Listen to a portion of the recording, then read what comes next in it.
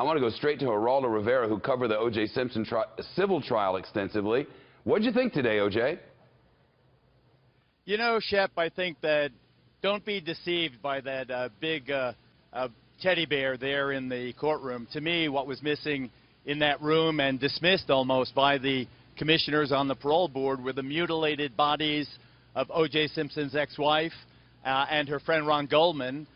You know, he almost cut her head off, O.J. did, with his children, their children, asleep inside. So I am not, buying the whole notion that this is someone, just an old grandpa. They joked that he was 90 years old, so 70 is the new 90, and all the rest of that.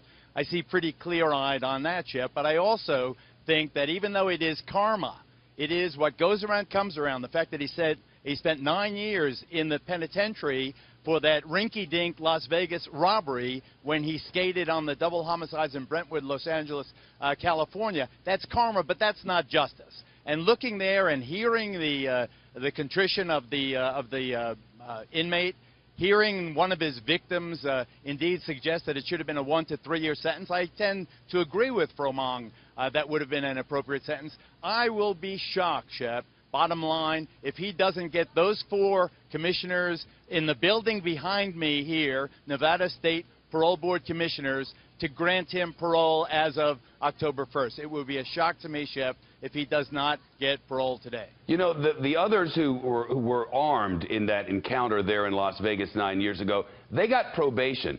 O.J. instead got 9 to 33 years. Was that karma, or was that citizens going, nah, we're going to get you anyway for almost cutting her head off?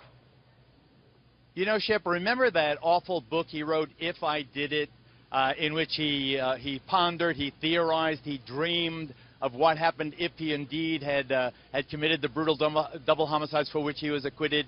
That came out a year before the Las Vegas trial.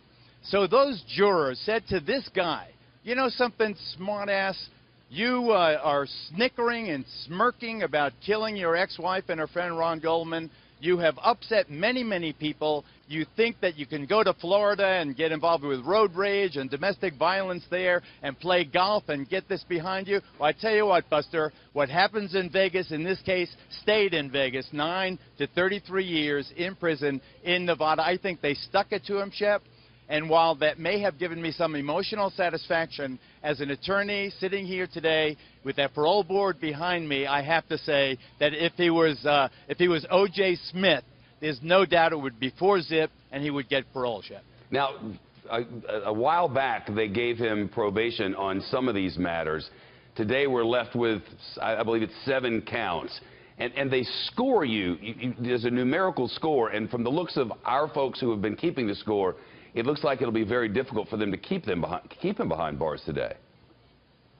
I totally agree, Shep. You know, you get credit for not having any disciplinary incidents behind bars, not having any fights, not having any contraband, not doing anything, some of the other things prisoners do in their cells. He had no incidents. He got along well with the guards. He was a peacemaker. He was a basketball coach. He was, in every regard, a model prisoner. It's as if maybe he understood that it worked in his favor, and his only chance of ever seeing the free light of day again was to be that model prisoner. Whatever it is, whether they're sincere, contrition, I don't know.